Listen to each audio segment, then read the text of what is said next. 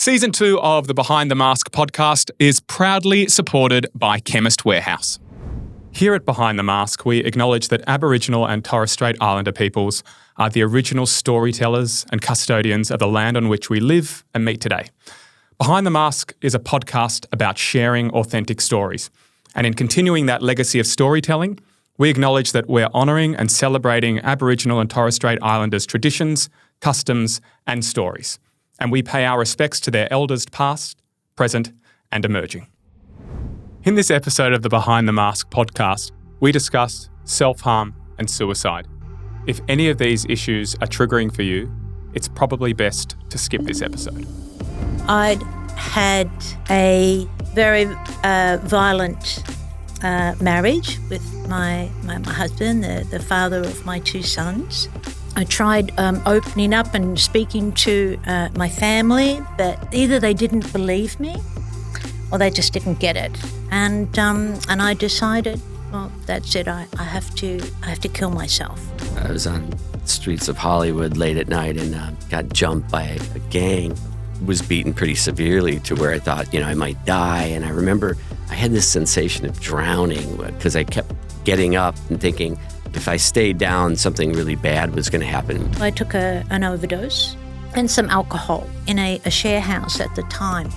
And they heard the death rattle. Took me into ICU, and I wasn't aware of anything above me or beside me. It's like I was part of the wall, part of the ceiling. The dog fell in the drink, and I went in after her. Really dumb thing to do in a frozen pond. And, when you do that, you can't really escape very easily because the ice falls apart underneath you. And I sent my son away, who ran to the kitchen and told the kitchen staff, he says, I think my daddy and dog are going to heaven. And they come folding out.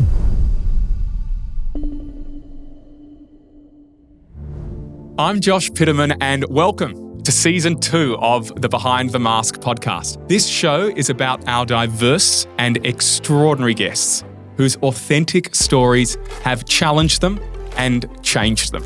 They'll share the tools and wisdoms they use to find purpose, bliss, and a greater sense of meaning to their lives. And together, we'll unpack and ponder some of the more pressing and existential issues facing our society. Get ready to be inspired by the depths of the human experience. It's time to go behind the mask.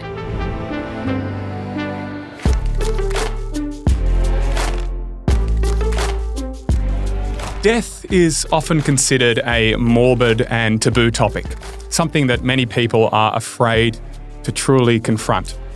Socialised silence teaches us to avoid speaking about it, to cast it away, to hide it in the shadows, until we're ultimately faced with its inevitable presence.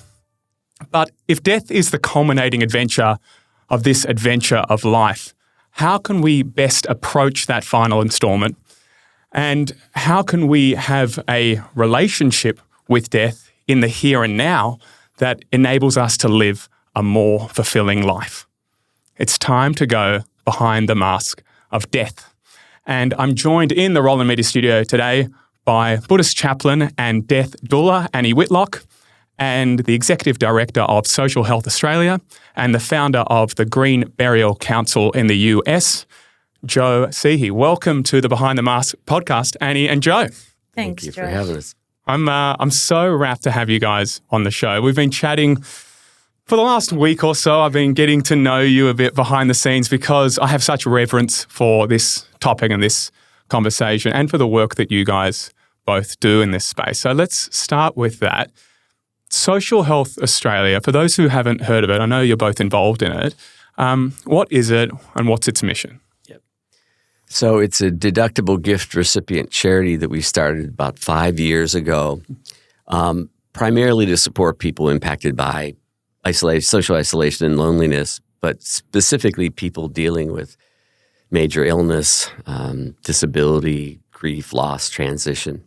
And the model really, it grew out of spiritual companioning, this idea that we could create a place for people to feel really comfortable having someone walk alongside them during difficult times. So it's not a solution-focused modality. We call it community companioning. And we get referrals from healthcare providers and funeral service operators and the Department of Health to just have people that learn to be present and learn to witness what people are going through so they can find some common humanity in the experience and sometimes mediate meaning and build resilience as well.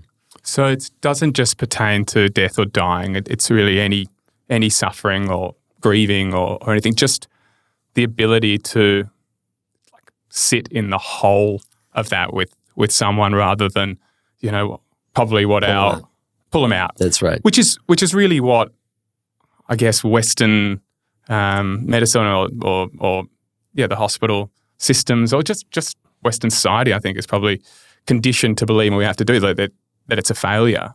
Yeah. That you have to get them out.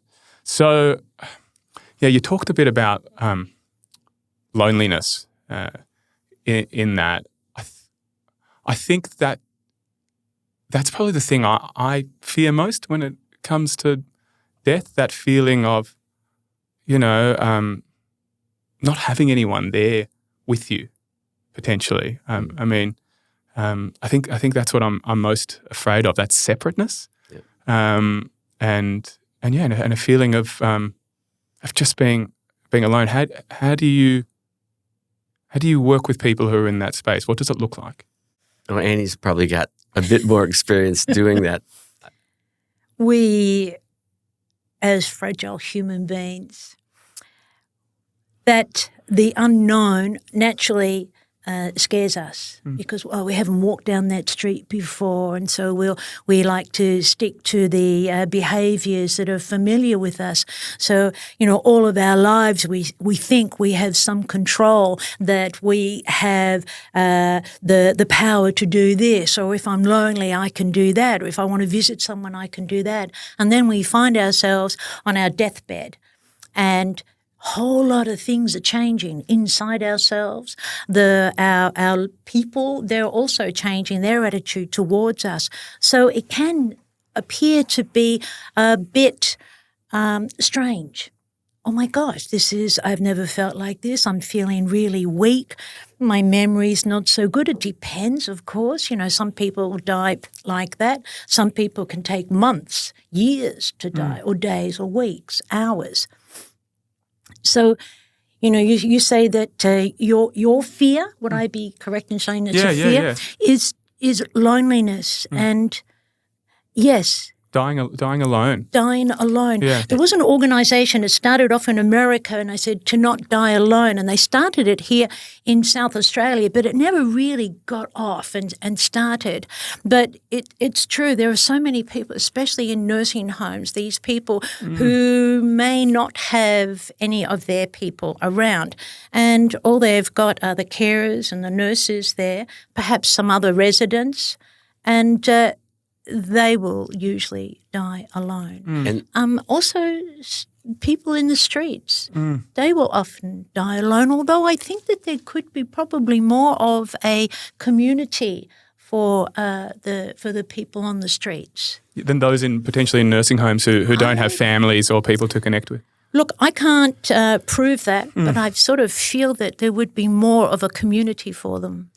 We've sort of It's hard to find common humanity in death today. We often have to encounter it as this failed medical experience, and for the bereaved, a commercial transaction, and it's this human universal. But it's really it's something that we're not meant to just do alone. Like so much suffering. Yeah. I mean, I think what we've been doing over the last few years with social health is sort of a form of surrogacy, because we don't live in community where we can experience these things with others. So, we take them on board where they can be quite debilitating and make us feel like we're weak or disordered. We're meant to do that. We had a gentleman who several weeks before he died spoke at one of our induction days. And he lives in a co-housing community where I lived, and he gathered us. And he said the same thing at our induction session. He wanted people to know that this isn't a tragedy. We're all going to go through it. I'm just ahead of you guys, is what he said. But he really wanted us to.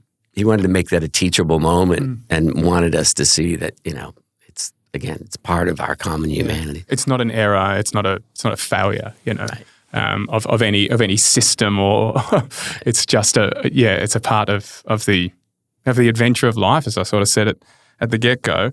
And then there's the adventure of death. Yeah.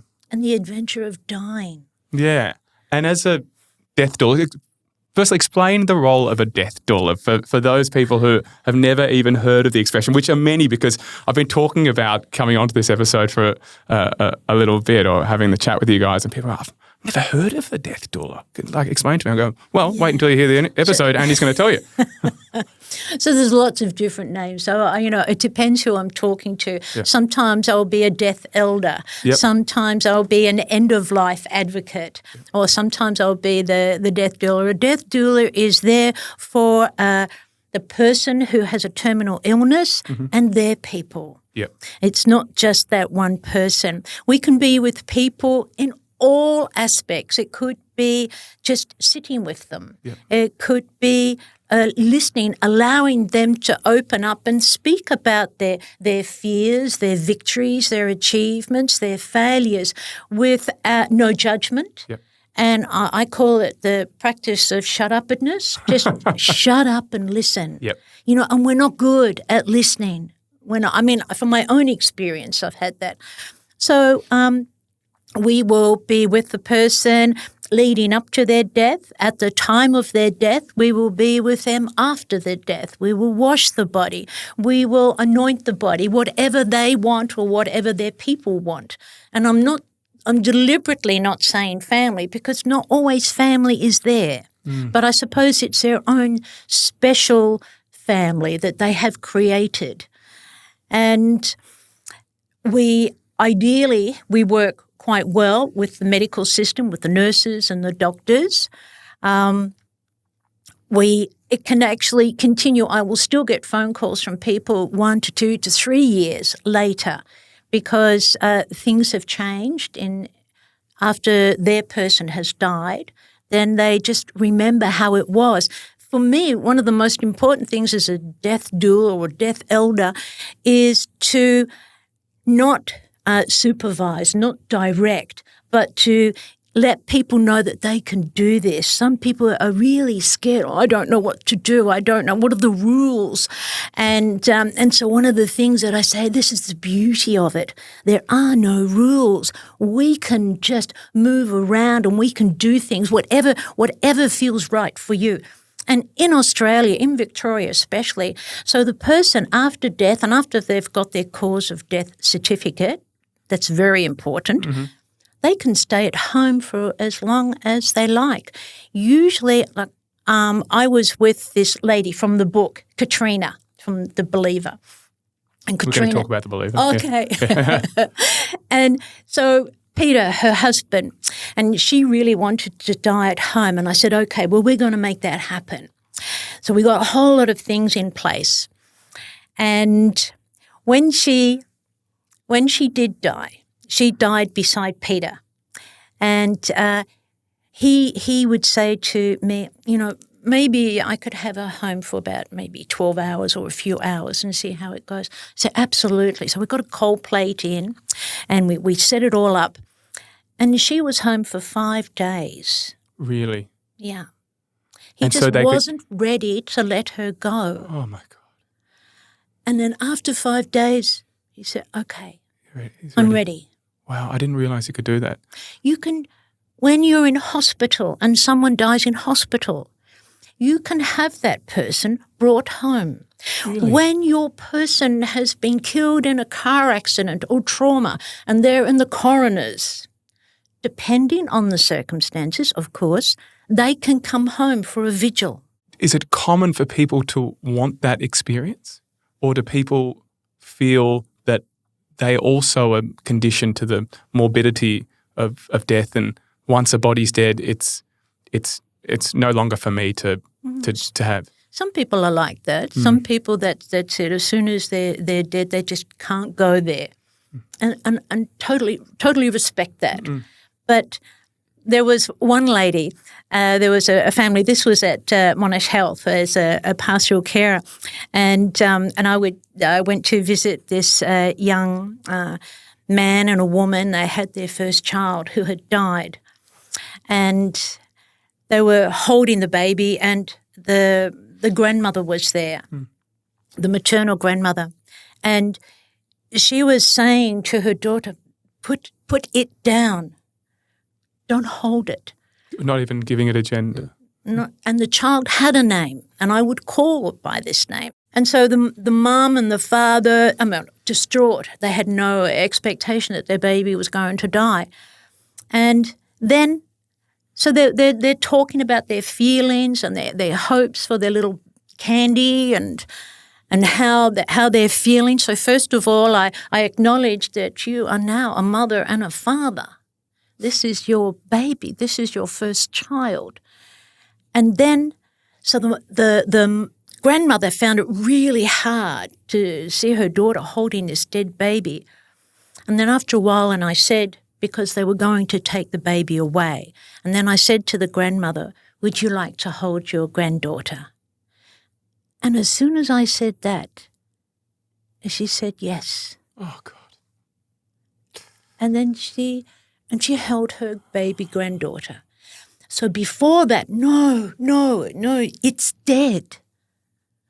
But once it was associated with her, the matriarch, with the family, she was able to. There was something deep inside of her that came out, that she allowed to come out. Sounds like she opened up her heart to the situation and opened up her heart and to loving that. And I think it's a really ancient practice. It's all within us to deal with our dead, just like it is to deal with our sick and our babies and tragedy. We've got this. We've just forgotten about it. Well, and it was somewhat co-opted. So thank you from for us. all of that, Annie. There's so much beautiful stuff in there, and I'll ask you a few questions pertaining to that. Sorry, Joe. Well, up until the time that the funeral industry was created, which was really out of whole cloth in the late 19th century in the U.S. by the casket companies and chemical companies coming together, we had rituals at home and there was much more participation. And really, our colleague Zenith Virago says when there's a death, don't pick up the phone, pick up the kettle, slow it down and know that you're in control. And if you find the right doula or funeral provider, you'll be given the space to do what you need to do. And it can change in an instant. In a blink of an eye. Yeah, it's make it sacred. Yeah, we talk about that a bit on this show, that modern society has sort of stepped into routine and lost ritual because the element of sacred, that gratitude and reverence and devotion that make up something that's sacred has been sort of thrown into the bin. Yeah. And so we do lots of routines and they're good for getting it done. Yeah. They get it done nice and quick. What's the routine for death? Let's get it out, But ritual has that element of sacred to it that is so important and important for the whole process. And what I was going to ask you about, Annie, relating to that first story about the family that kept the woman was in bed for 5 days was. Oh, dead for 5 days. Dead in bed. Yeah, with him. That this is a part of the grieving process, and I feel like grief is something that people struggle with, and how has our system, sort of Western system, has taught us to struggle with grief? Are there other ways that other cultures have that maybe you've come across that grieve in different ways that might be more open to the act of grieving? Are you talking about grief pertaining to death? To death, yeah. Because look, I look at my, like, being a Jewish person, you can't have someone in bed for 5 days. It's like the burial, get that body into the ground. That's right. And there's a part of that that's beautiful in that religion. There's a part of that I don't love. But it's a part of what they teach in the grieving process. And a part of it that made sense from a health perspective Yes. when there wasn't refrigeration or cooling plates, right? Yes. But now there is. So yeah, I'm just interested in the grieving process and just your wisdom on the grieving process, maybe even from a Buddhist perspective. From a Buddhist perspective. Or from Annie's perspective. From yours, exactly. It's a mixture of everything. Grief is not something to be scared of. But we are often scared of it because, once again, it's unknown and we haven't got we haven't got the checklist there. Okay, so I do that and tick, I've done that. Okay, I'll do that next. Grief is, as Kerry Noonan, that diagram is just a cacophony of lines and it means nothing. And sometimes we will feel good and then within the next 2 breaths, we are down there again in that pit. A lot of people want to fix it. So we'll give you a pill or, you have some special counselling. I'm not trashing counselling and things like that. They're valuable. They're precious. But sometimes by trying to distract someone from their grief, we maybe are robbing them of gems.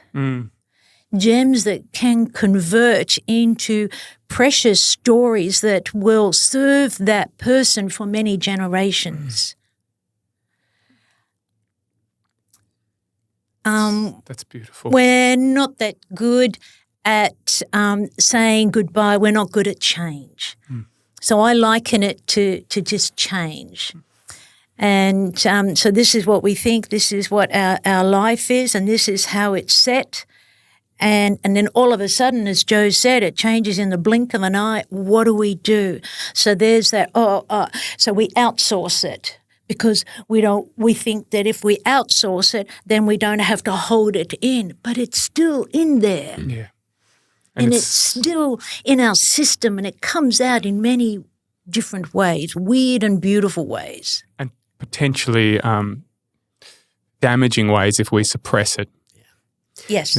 Yeah. Potentially very damaging, not just to the self, but to others as well. Yeah. That's what I was sort of thinking about. One of my favorite lessons is from the Oaxacans who brought us the Day of the Dead, and this is very much in line with what modern day psychiatry now realizes makes sense about having a continuing bond with the dead.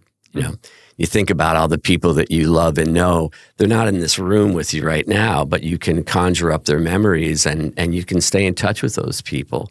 And it wasn't a concept that we really allowed people to have or feel like they could have without feeling somewhat nutty. But continuing bonds is a leading theory. And creating rituals, as you say, to recall that person and remember you're going to have a hole in your heart forever when you lose someone you love, but you really can bring those memories back and remember that love. Yeah, and story has such a big part of that. I think we're all innate storytellers, and that's a part of the human wisdom to be able to share story. It dates back to, in this indigenous culture to song and corroboree and all that. It's every ancient culture has ancient storytelling. It's a part of the mythology that lives in our bone marrow almost. And so we have the capacity for that. But we have to open our hearts to that. And I think grief has a part to play in that, and ritual has a big part to play in that. Joe, explain what a green burial site is for those who might not have heard of it. Because once again, I'd never heard of it before I came across you. And it doesn't really exist in Australia the way it does in some parts of the world. It's the idea that a person can be interred in a natural landscape with or without a coffin. A shroud can be used. There's no need for any kind of embalming or preservatives used in the body. And it can be used in a way that actually helps facilitate ecological restoration on the ground and sometimes landscape level conservation. Really? And it was an idea that I came to. My wife and I had moved out to the middle of the Mojave Desert in the early 2000s, and we were going to open up an eco retreat. And I had heard about these early Christian monastics who used to go out to the far reaches of the Egyptian desert to befriend death and have this intense spiritual encounter. And we thought, gosh, I wonder if we could do it in sort of a non-theistic way.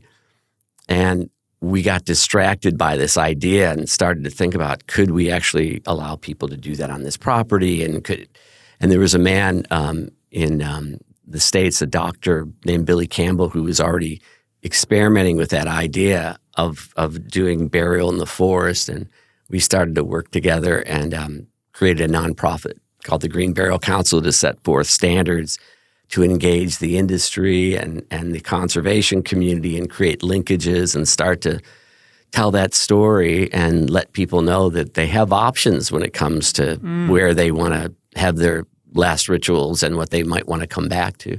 And it's part of a real social environmental consumer movement in the U.S. today. Yeah, it speaks a lot to the circle of life, and and that, in a sort of morbid way, you go, we all end up as, food for worms or food for fish or for whatever it is in a way. But this is done in sounds like a really beautiful way. Yeah. That impacts many facets of ecology, including human beings. Yeah. I think conventional cemeteries, not only are they enormously energy intensive with all the mowing and the watering and the CO2 from that, and the fertilizers and but they sort of don't feel very natural. And, when you walk into a natural area in the bush, you see death and life are entwined. Yeah. And it feels right because that's what's supposed to happen. Birth. And birth. Yeah. Absolutely. So that's the idea, and it does allow us to befriend death a bit and I think just find solace in those landscapes. Really interesting. They discovered the operators of green burial grounds have much more visitation. People want to come back. They don't feel it's difficult for some people to come back to a conventional cemetery. They don't do it beyond the first year typically. And, they're confronted with death and only death. Whereas when you're walking in the woods, you see death and life and it's okay, Yeah. And I guess you put, at a spiritual level, you engage in that symbiosis between humans and nature and a sort of the oneness that evokes. Right. At an energetic level, that we're made up of what the tree's made up of. Yeah. And so there's something a beautiful symbiosis in that I really love. Why is it not such a thing in Australia? We've got so much land. Well, from a regulatory standpoint, and I can say this because I worked trying to do it for a number of years, and there are projects that are coming close to getting off the ground. There's a standalone project in New South Wales, but in our state, you have to have a cemetery trust that's the manager, owner, operator.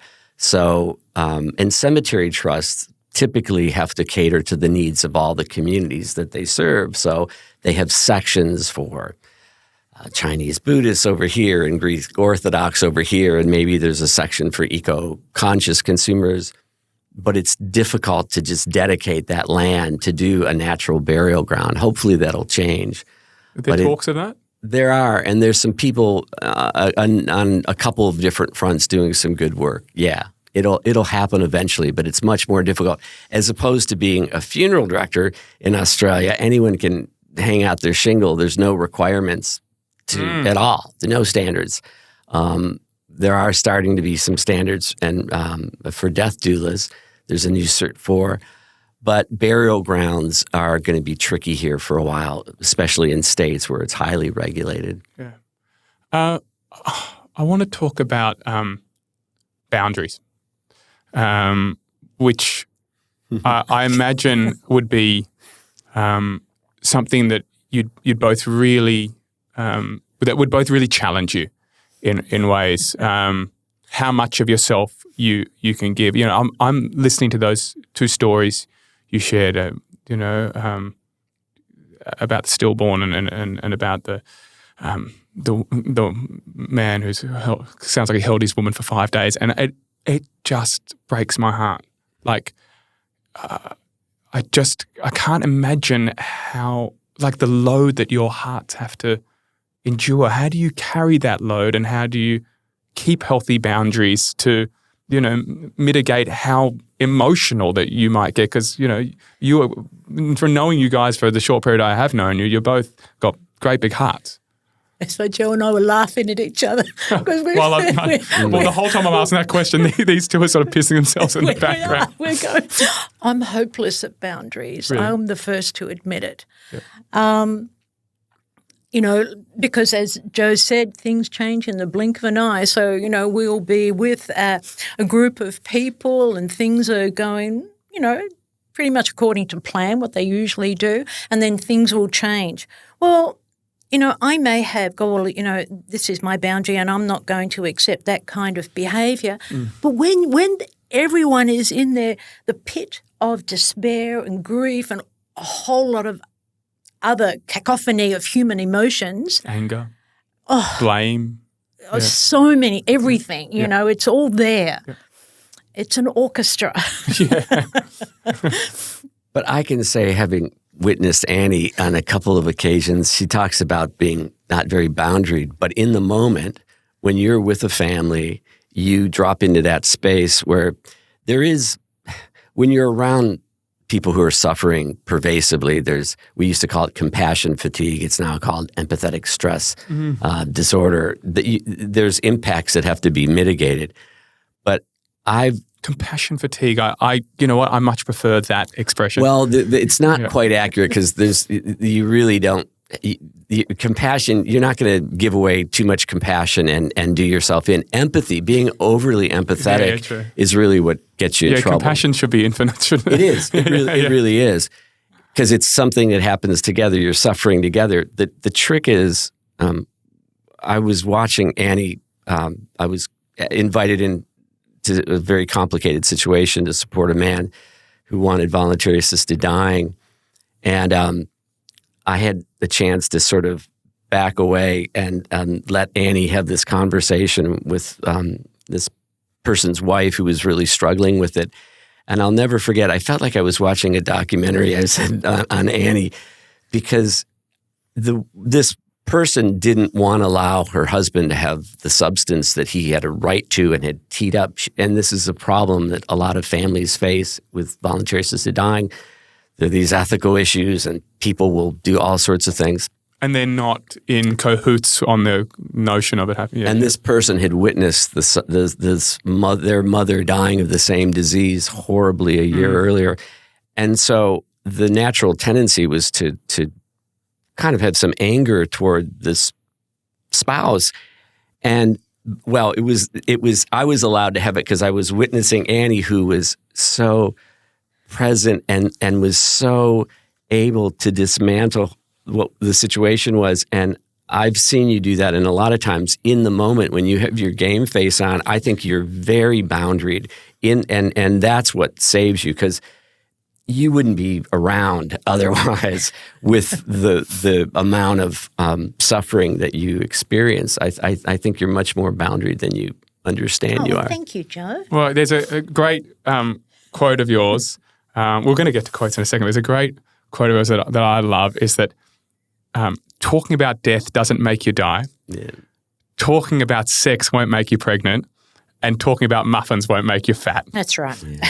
I love that quote because you've obviously had to put up boundaries because I'm sure you've been met with lots of challenges with families other than just the grandmother who was like, pushing the stillborn away until ultimately met her heart with it. But I feel like there's no way you're not going to be met with those challenges. But what about the boundaries of the heart? How do you guys continue to keep your hearts open and in all of this? And I think that every time I'm in a challenging situation, even in my own life or, with people nearing end of life, every time that I see that every time that my heart breaks open a little bit more, that just makes it more capable of accepting more.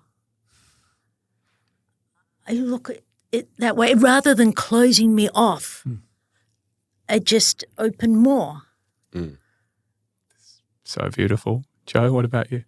Well, hearing when you have the opportunity to work with people, and you build relationships that last beyond the moment that you serve them, which we've had the privilege of. People come around and you see the net results, and there's some gratitude sometimes, but you see the growth, and it becomes much more easier to do. I find that I didn't really like pastoral care work very much because you're dropping in to people. Oftentimes when we were in hospitals, I wasn't sure if they even wanted me in the room. And then you didn't have a relationship with the person beyond that point. Whereas we're able to have relationships with people and families for years sometimes. Yeah. And it makes the work much more enjoyable and meaningful. And I think it's safer. They talk about mitigating, the secondary traumatic stress of this work. And part of that's done by talking about it and acknowledging it. But for you guys? For us. Yeah. We do a lot of debriefing for each other, certainly. But seeing people, like there's a gentleman we've been supporting for a few years, and he's just come around, and it's amazing to see how he's opened up and has healed. And we wouldn't have seen that if we had just seen him for a short period of time. How old is he? He's 94 now. Wow. And how long have you been seeing him? We've been working together since it was about 5 years. He'd been a member of my ice hockey club, and he showed up at the rink a year after his wife had died. He was really impacted by complicated grief, and he doesn't mind me sharing this because he wants us to tell the story. But he'd become agoraphobic, and he was worried about falling apart in public. And what's agoraphobic? He had a fear of going outside and being in agoraphobic. Agoraphobic. Oh, yeah. Agoraphobic. Yeah. It's my American accent. And he was dealing with complicated grief, and his psychiatrist and psychologist said, "You got to get back to the rink and get out, with your sporting club." It's a form of social prescribing. But we had this conversation at the rink, and he had seen guys pass that he had known for 40 years that were afraid. They didn't know what to say. They were afraid to show up for grief because they just thought it was above their pay grade. But we had this event, and then a week later we had pizza, and he got to share more, and he really started to feel better. And then we connected him with Annie got involved, and one of our companions, who's 81 and happens to be blind since birth, she's been supporting him, and he's become this gushy, he's a tough Scottish guy, and he's got this safe container to talk about his feelings and things, and he's said things to me that definitely was not comfortable saying 5 years ago, and he looks forward to, What sort of stuff did he say? Well, he told Annie first about that he was experiencing suicidal ideation, and he wasn't sure he'd be around if he hadn't connected with us. Really? Is this post his wife's? He was very close to it. Yeah, he told me. And he said if it wasn't for Joe and the conversation, that Joe just came and opened up to him and said, "How's it going?" and sat there and listened. And he said it just changed it. It okay, I can do this. I've got Joe. And it's like doesn't matter what age, if we are seen and heard and sat with, we feel so much more whole. Yeah. We feel connected to something. And, I know a couple of people who have suicided, and it's often driven a lot by shame. And this fear of ultimately that they are disconnected, or that they won't be understood by another. They carry this burden of something that's so heavy, and they're just scared that they won't be loved. Yeah. And that when you sit with them and you love them so, I hate the word unconditional love, the phrase unconditional, because love in its essence is unconditional. But you just sit with them in love, Yeah. It saved lives. Yeah. It's so. So I have to ask you this. Yes. When you say to sit with them in love, Yeah. tell me, what does that love mean? It's so interesting. I knew you were going to ask me this because when I'm very predictable. I was on the phone with Annie talking to her about this podcast, I was talking about how I believe that death can bring you closer to love. The first thing is like, what do you mean by love? And I don't, that's why I said I don't like the term unconditional love, because that's a very relationship-driven love where I love you because you bought me those pair of jeans, or I love you, oh my God, I love gifts so much, or, I love you for love languages, acts of service, and all these conditional elements of love. For me, love is about a connection to a oneness, something that is inside of you that coalesces with something that is the most expansive version of everything, which is the universe, really. And it lends to the idea that it's a Rumi quote that you're not just a drop in the ocean, you're the entire ocean in a single drop. And when you feel that deep sense of something so universal that is in you, you then go, oh, I've got to pour that thing back out. And I think in pouring that thing out, you don't pour it out from your brain and you don't pour it out from your bum, you pour it out from your heart. Yeah, and it's this huge overflowing thing that is unconditional. But when you open it up, like you said before, it just opens up and up and up and up. And it holds not just people, it holds everything. Yeah. And it is an infinite power that I believe that is what coalesces the universe.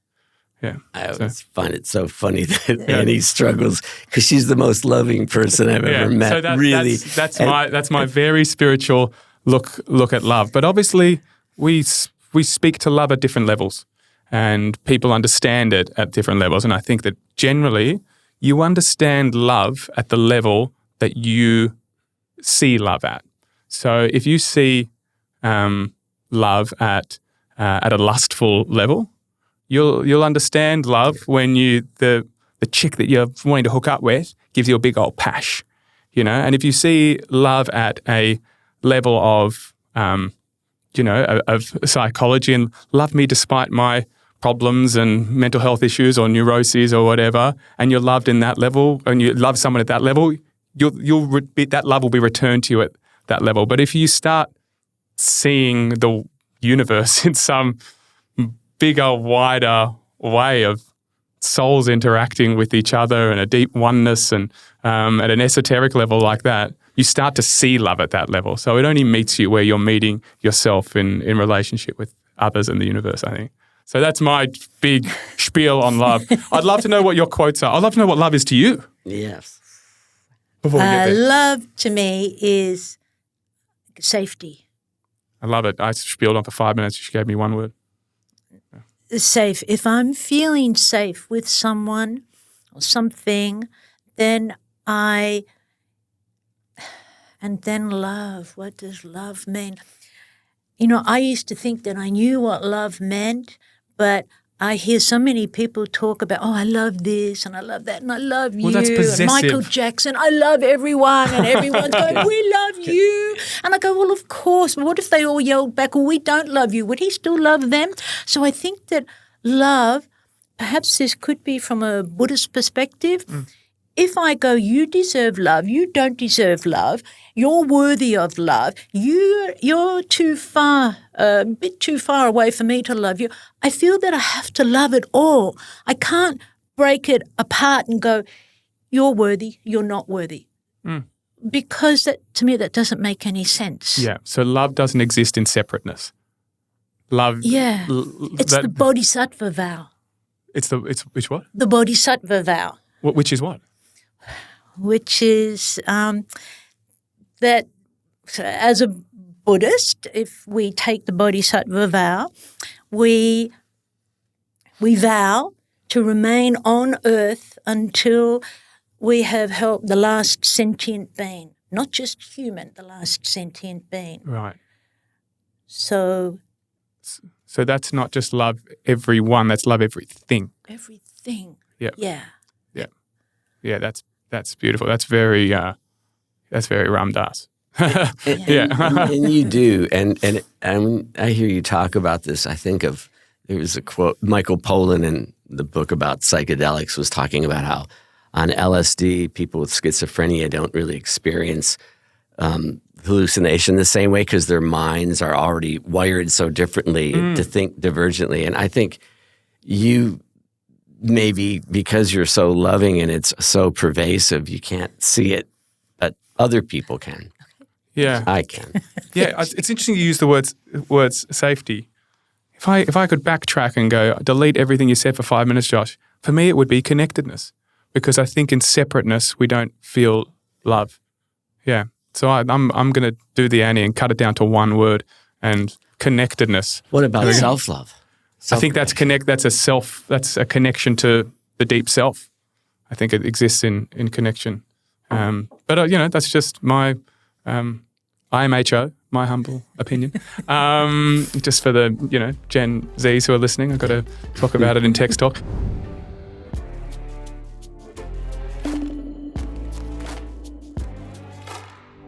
I want to know what your quotes are. Joe, do you want to share a quote that is meaningful for you in some way? My favorite quote is it's a Latin phrase in Catholic prayer. I had a Jesuit spiritual director mention it to me once. We were talking about the notions of fractals, and I was interested in this idea how things that are chaotic and disordered can lead to beauty and order. And he said, well, that's O Felix Culpa, which means "oh happy fault," and it's associated with this idea of falling upward. Some of the worst things that happen, the best things that happen to us in life, are brought about by some of the worst. Yeah. And if you really understand that, you can be a lot less judgmental. And I think there's a Buddhist concept that's very similar to that. About not judging something that looks like it's awful at the time because you don't know where it's going to lead. And as I've reflected on my life, I can see all these wonderful things that have, connections to some pretty awfulness. But in talking about the conversation today and death, my favorite quote is this Roman statesman, Seneca, once said that the fates lead the willing and drag the unwilling. And I think that a lot of people make death a lot more of a drag than it needs to be. Yeah. There's a real art to knowing how to give into it. But that's my favorite quote. I think that's a fantastic quote. I think the first one is as well because it leads to another sort of Stoic philosopher, Marcus Aurelius, not Seneca. The obstacle is the way. Yeah. Yes. What about you, Annie? I was thinking about that because, you let us know beforehand. And I'm thinking, don't what give it is away. it? Everyone's just coming up with them on the spot with quote machines here. And then I thought, well, I've just got to say the 5 remembrances because that is something that I say every day, and I say parts of it during the day, depending on what I am faced with. So the 5 remembrances, I'll do this. So the first one is that I am of the nature to age. I am of the nature to have ill health. I am of the nature to die. There is no escaping death. I am of the nature, now this is why I brought my notes in case I forgot it. It's terrible to think I'm going to forget this because I say it all the time. All that is dear to me and everything I love is of the nature to change. I cannot avoid being separated from them. My actions are my only true belongings. I cannot escape the consequences of my actions. My actions are the ground on which I stand. For me, that is great because every time I look into it, I meditate on it. It takes me deeper and deeper and deeper into it, like the Four Noble Truths. Yeah. Wow. And that's why I brought this for you. Thank you. I love that you've given that to me. And I love that the third one is, of the topic that we're discussing, that I'm of the nature to die. There is no way to escape death. Bringing that back to what we were chatting about before, which was love. How has how can death, or how does death, or how has death and being around it brought you closer to loving and opening up to love? I have found that I would say probably 87.5% of the people who are dying that I've been with. Very specific. I just picked that number. It doesn't really exist. But a lot of people, they become lean of expression as they're getting closer towards their dying time. And the things that meant so much to them when they were in life, fully living, all the things that we think that are so important. It's sort of, car do I have? What am I wearing? How much money in the bank? And, what are we going to have for dinner? And, can I go out to see friends? And all gone. Then they start traveling into themselves, getting to know themselves. And sometimes that can be quite scary, because they're seeing something that they have not allowed themselves to be open to probably for decades.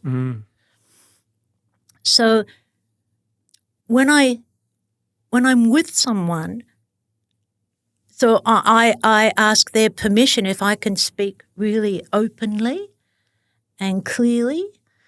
And I've never had anyone say no. I mean, I always use the death word and the dying word. I ask their permission. People become very fragile, and that opens up my heart more, because I can relate to that, because I think that we can only, generalizing here, but for me in my little world, opening up, breaking open and speaking from the pain and the suffering and whatever, that is precious. These are the gems. These are the gems that we were talking about before, that I have no right, none of us has any right to distract someone who is going through grief. They need to be able to explore that and where they're going.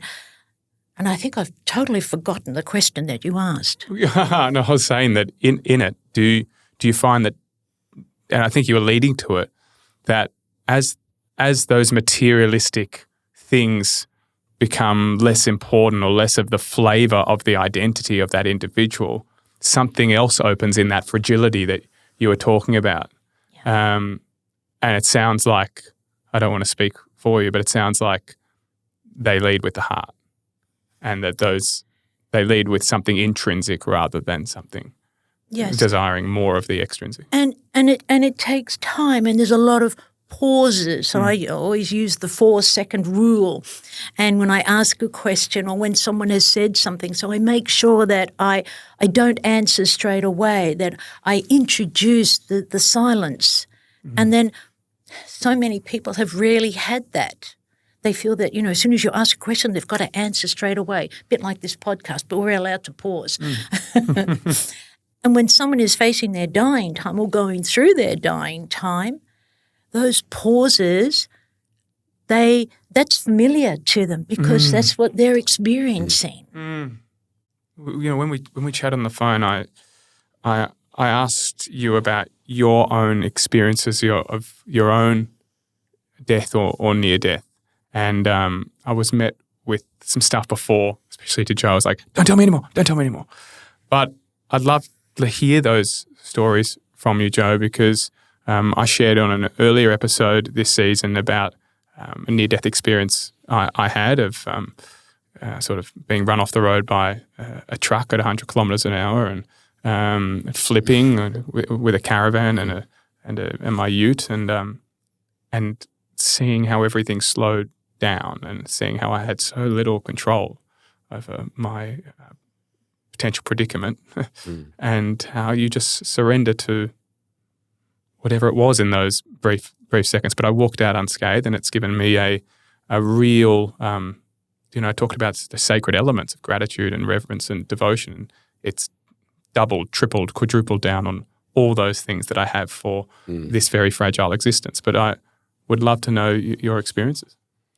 I had two pretty significant near-death experiences. One was occurred when I was in Los Angeles as a struggling performer, and I was on the streets of Hollywood late at night and got jumped by a gang of a couple guys, and was being beaten pretty severely to where I thought, I might die. And I remember I had this sensation of drowning because I kept getting up and thinking if I stayed down, something really bad was going to happen. There were bad things happening, but and out of nowhere, a car moved into the intersection and flashed on its lights, and these guys got away. It was actually someone had recognized me from one of my shows, and I used to say that other cars had passed earlier, either not recognizing me or maybe they just caught a bad show. But this guy literally saved my life and took me to the house. And I remember walking to his car, had blood streaming down, and I just said, I can't believe how lucky I am. It's really that I was so grateful to be alive. About 15 years later, I had a similar experience with drowning, actual drowning, when it was with my son, who was 6 at the time, and our dog in a pond, frozen pond in Santa Fe. My wife was working at the inn, and the dog fell in the drink, and I went in after her. Really dumb thing to do in a frozen pond. And, when you do that, you can't really escape very easily because the ice falls apart underneath you. And I sent my son away, who ran to the kitchen and told the kitchen staff, he says, I think my daddy and dog are going to heaven. And they come folding out. Luckily, there was a felled log that made like a 30-foot lifeline to the shore. I'd been able to, because otherwise I would have died, but I was able to crawl to the shore. And I had... in that same instance, this moment of like, I might not make, if I don't survive this is the dumbest thing I've ever done. I just, and yeah, both of them, had an impact on me. But I'd been thinking, and as a younger person, in my early 20s, I did the spiritual exercises when I was working with the Jesuits a bit, and they have a meditation about thinking about one's deathbed and backing up and really, going there. And I've always thought about what it means to die and what kind of life I want to lead as a result and, what's important. And it's really, I think it's allowed me to not chase extrinsic rewards as much and to think about putting an emphasis on meaningful relationships. Thank you for sharing those stories. What happened to the dog? The dog came out. One of the guys was an EMT in training and got a pool skimmer and lassoed her and pulled. And she was like, she was a lab and just got out and just wanted to go back in. Yeah, that was really fun. No, they have amazing coats. She hadn't meditated on her death. She was just no. It was just a day in the park. Yeah, easy. Annie, what about yourself? You've had more than a near death. Yeah, I've been successful. Yeah. So, if you want to call it that. But before I do, I want to know a little bit about your accident. How long ago was that? It was a few months ago. Did that have anything to do with who you are now? Absolutely it does. It's got everything to do with who I am in every single moment since then. Yeah. Yeah. And it doubled down on some of the thoughts that I had about how I want to serve the world in different ways other than just on a stage. And had this, doubled or quadrupled down on less of an identification with some extrinsic things that were, pertinent to my own sense of self-worth, like, the roles I play in shows and being a singer and all of that, and going, well, hey, what's really meaningful in life? What sort of impact do I really want to have? What am I really grateful for? So I've been spending much more time with the close group of friends that I love. There's no day goes past I don't speak to my family, but I'm much more cognizant of the impermanence of them in my life, and it's probably a very Buddhist thing, but I very much am. But ultimately, it's sort of gone when it comes to this sort of stuff. What we're doing here today, it's just gone. There, I can have so much more impact in so many different ways, and I care about people in the world deeply. I care about the human experience deeply, and I can offer up many vessels for people to delve into the depths of their human experience and how that permeates with the greater universe. And I want to be a part of that. So yeah, that's what it's really taught me. So it sounds like it made It's like your a second coming. decisions Awakening. very easy. Very easy. Yes. Yep. Very. There was no questioning after yeah. having that experience. Yes. It also told me to slow down. Yeah.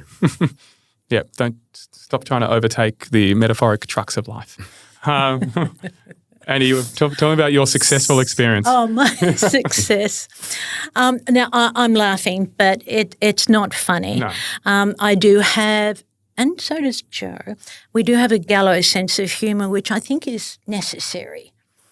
Of course. We don't display that to everyone. No, but I think it's a part of it. I think there is such an intertwining, going back to all Greek mythologies and theatre, that comedy and tragedy just sit so close together. Very close. Like hate and love. Yeah. Yeah. Death and life. Yeah. Exactly. Or Okay. death and birth. Death and birth. Yeah, that's better. So I was 28 years old. I'd had a very violent marriage with my husband, the father of my two sons, and I had just felt hopeless. I couldn't. There was nothing for women in those days. This is in the 70s, the late 70s. I had to. I put my hand out asking for help, but it was not given, and I asked a few times. I tried opening up and speaking to my family, but they didn't get it. They didn't believe me, or they just didn't get it. And I decided, well, that's it. I have to kill myself, and because I can't go on with this pain inside of me. And so I took an overdose and some alcohol.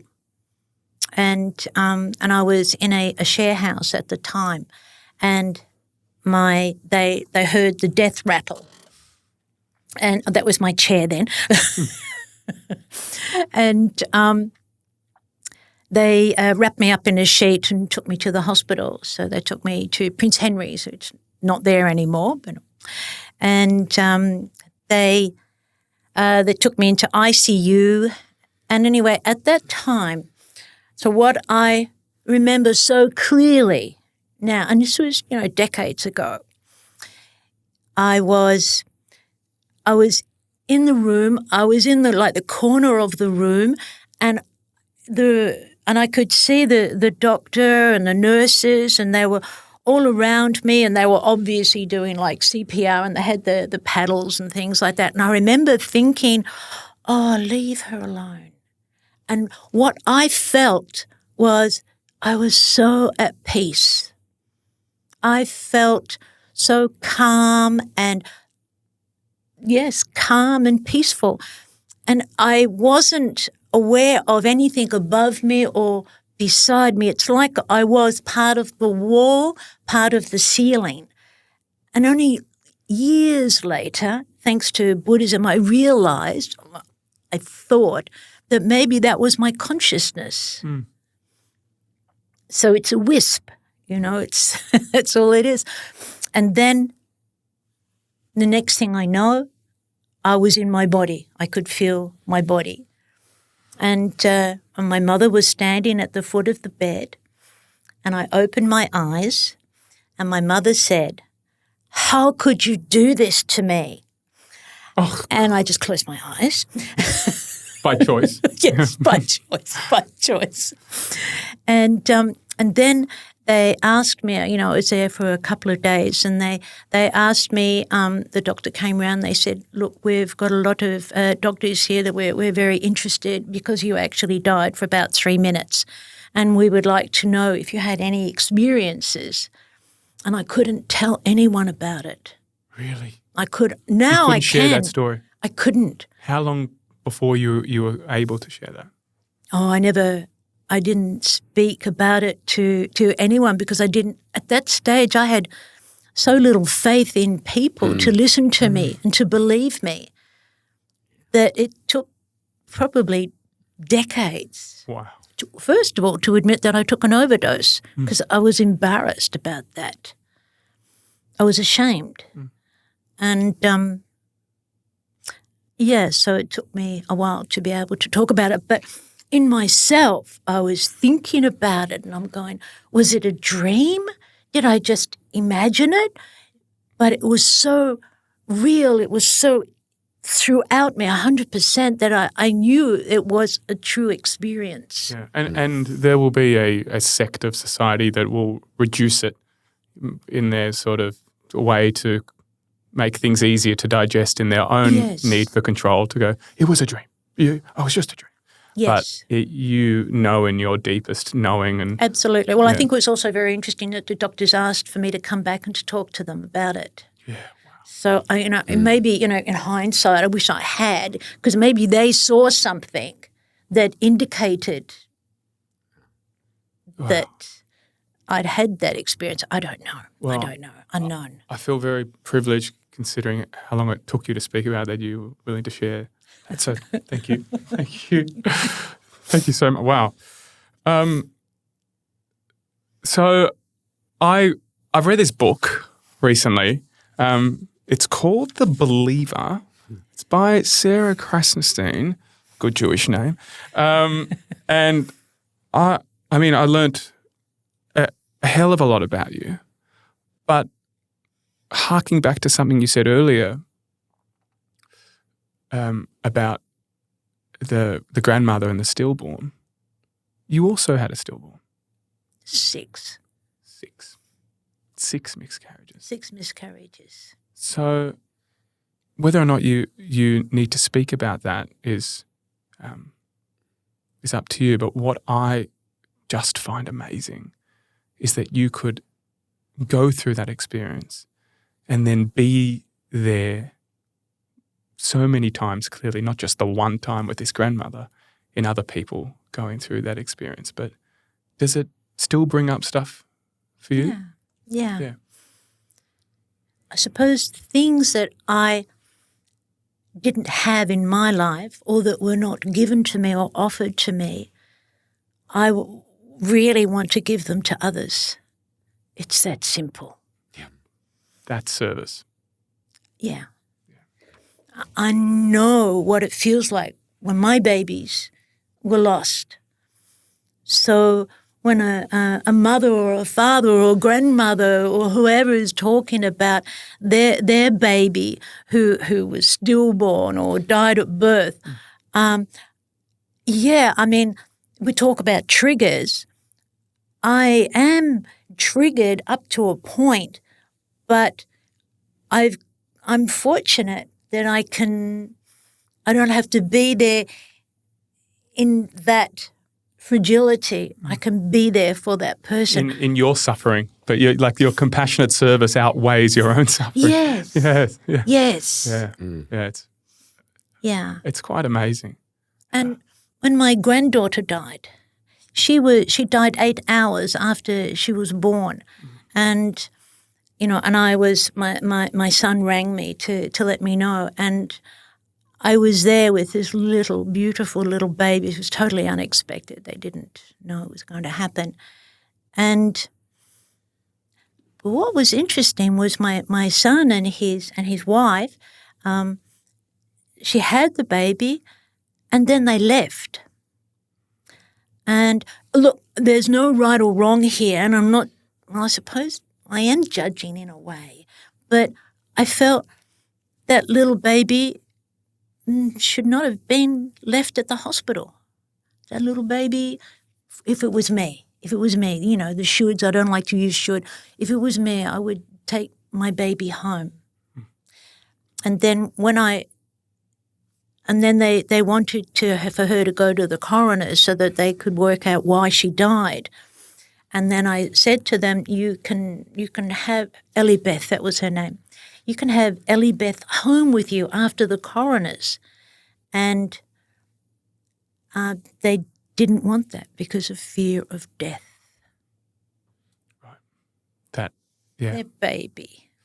And there's no right or wrong here. And everyone is going to choose the gateway that feels most open to them at whatever time they are in whatever time it is in their life. But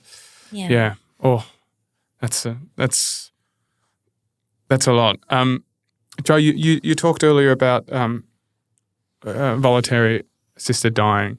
Can you talk more about your involvement in that space, because it is a sort of it is a taboo space at times, and people feel really uncomfortable about chatting about that space. So because I think it does evoke a notion for some people of sort of giving up or suicide, or and families find it really hard to deal with. But I'd love to hear about your involvement and your perspective. Well, I was really brought in to get involved by Annie, who had been, I think, a champion for the concept. And I didn't really understand it until I was able to see the solace that it provided, the agency that people felt over their death. And there's so much is out of control for people at the end of life.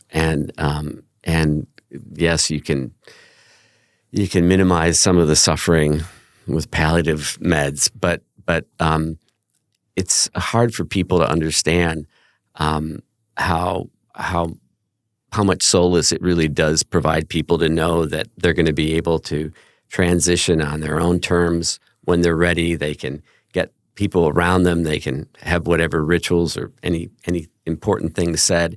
It can all be organized. And it's and it can end a lot of suffering, and it really does my head in.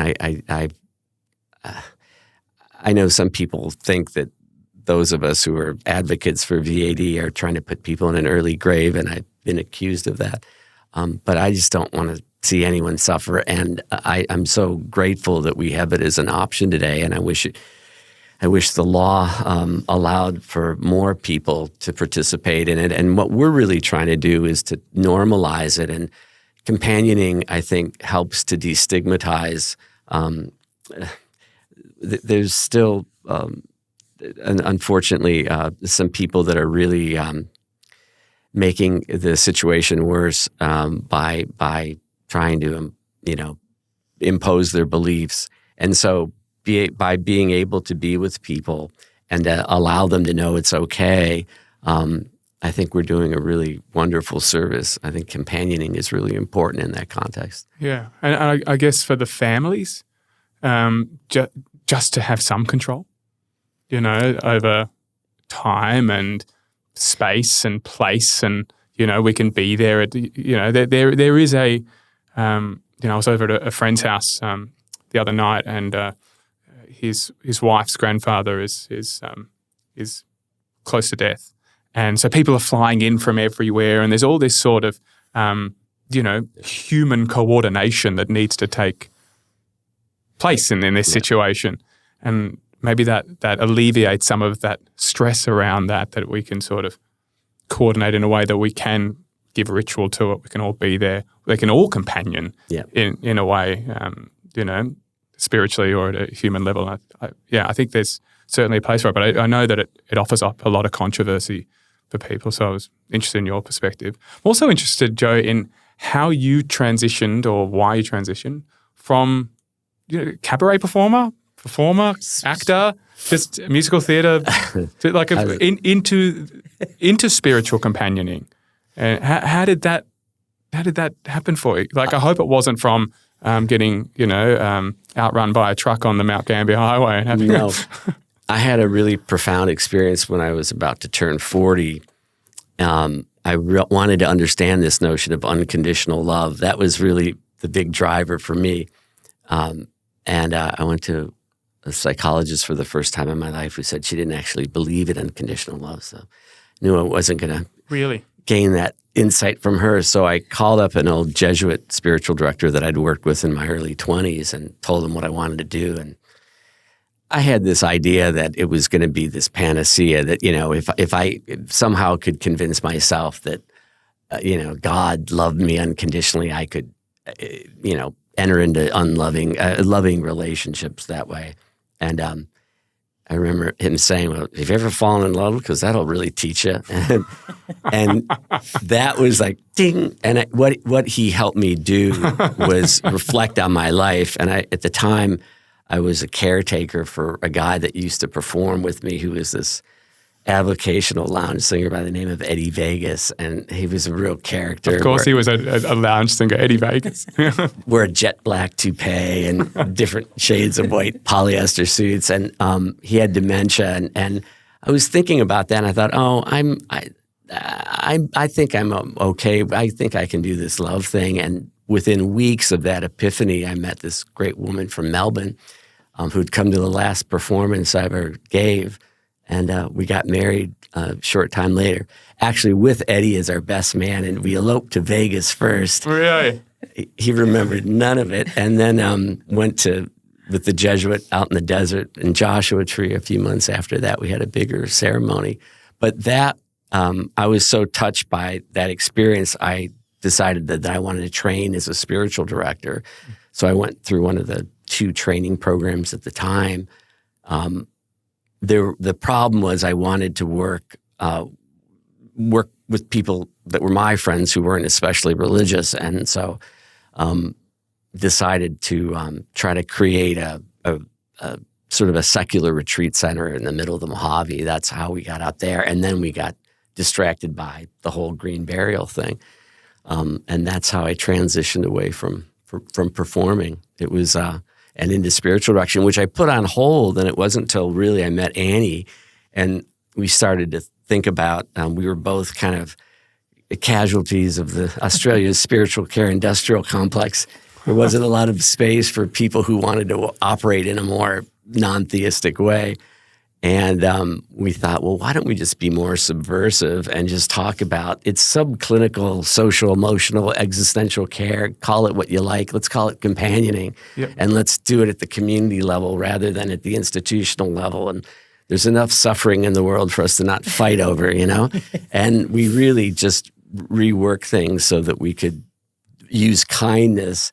And our patron, Hugh McKay, had a big part of that, use human decency to bring meaning to people's lives, touch people just with simple acts of kindness and unagendaed, kindness. And that's really how it all came together.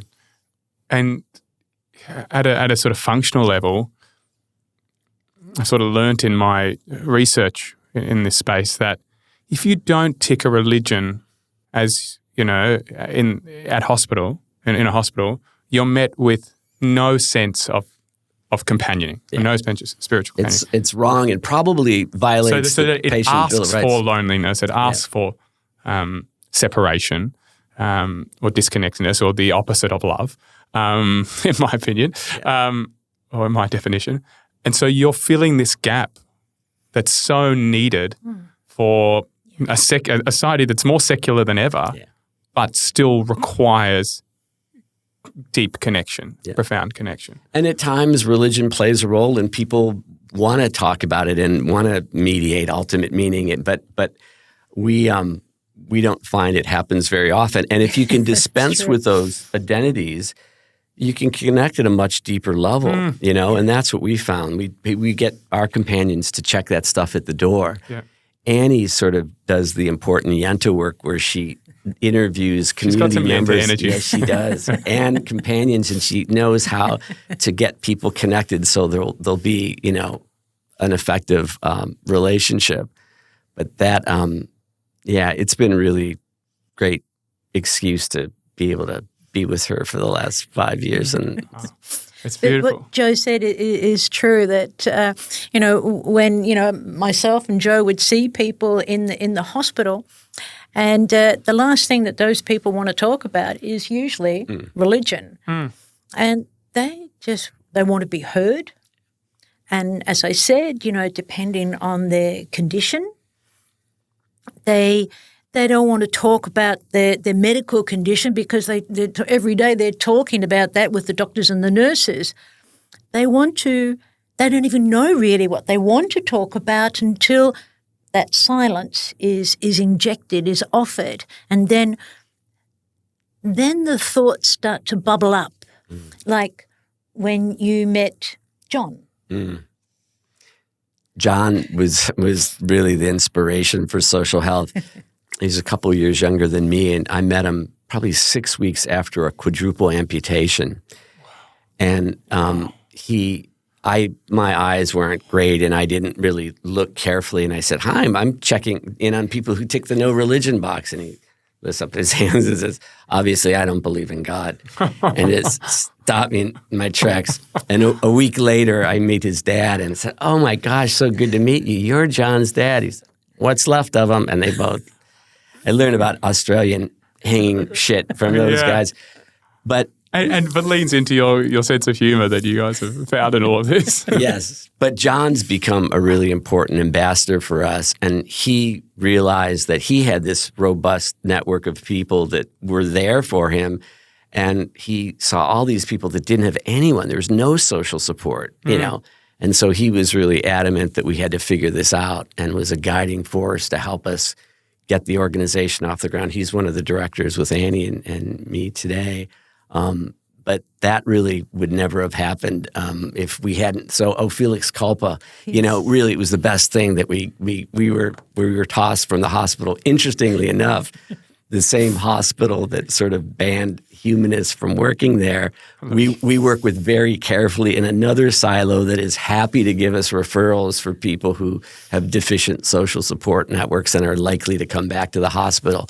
So because we're not stuck in a religious, non-religious construct, we're just, or stuck in the medical systems. Yeah. Well, the medical field has gotten really good about referring people to the community for support of non-medical issues. Yeah. Oh, I love that. I think that's fantastic, because we did say at the start that it is a very Western medicine to treat death as a failure. Yes. Or to treat any of these things as a failure, and that we've got to pull you out of that hole. And that's right. And that sort of goes against your mission, which is to sit in that hole with them. And not fix. And not fix, just be. Just be. We have to work that we don't even want people running around as many social workers doing errands, because it shifts the relationship. So we teach people to really sit on their hands, as Annie said, embrace the art of shut-uppedness, and just allow. And when you do that, you allow for things to emerge that you're not leading the witness in conversations. It's very countercultural, because we fill up conversations. Yeah, totally. I mean, we do it all the time while we're doing here. But if we just had a nice 5-minute silence, it might be nice. They just everyone listening, you want to meditate for 5 minutes? Cool, we'll just sit in silence. There we go. I want to finish with all this work you've done, all this companioning, spiritual companioning, all this work centered around the dying and the death and the being and the silence and the hole that you sit in them with them. What has it taught you about your own life and what's precious to you within your own life? It continues to teach me. I haven't reached the pinnacle of my learning. I am always learning. It's taught me that I like myself. I've become a good friend to myself. That took me decades to learn. I have the ability now to look when I walk away from a situation, and I think, okay, this could have been done better. You'll write some notes. You'll do that better next time. But you did okay. And considering the circumstances, I think that I like to think that I'm getting better at it. And I also have had to shut up more about death and dying because that's my favourite subject. And so family and friends are a little bit over it. So a podcast like this is perfect for me. Love it. We'll have you on each week. There you go. You go get your fix. Joe? I've learned that it's a privilege to be around people when they're going through difficult times. And I like having suffering in my life. I'm not afraid of it. And it allows me to know that I'm connected and part of a community, because I really struggled for a number of years here. When I first moved here, I was lonely, and through the work we've done, I've become much less that way. I feel like I just feel much more connected, and I'm so grateful for that. And through this, I'm not a fetishist, and I'm careful with suffering. But I think it's taught me how to show up in difficult situations and how to know that, things are going to be okay. I'm not running away from things. I'm able to be present in ways that I probably wouldn't have been able to be before. Beautiful. Joe, Annie, thank you so much for coming on and sharing so much of what you do, but even more importantly, maybe so much of yourselves, which is so interconnected to what you do and how you serve, and you both serve so beautifully and so compassionately. So it's a privilege to have sat with you. Thank you so much. And thank you. And it's going to be interesting to see where you're going to be in the next couple of years. Yes. We shall see. Season 3. Stay tuned. Much love, guys. Thank you.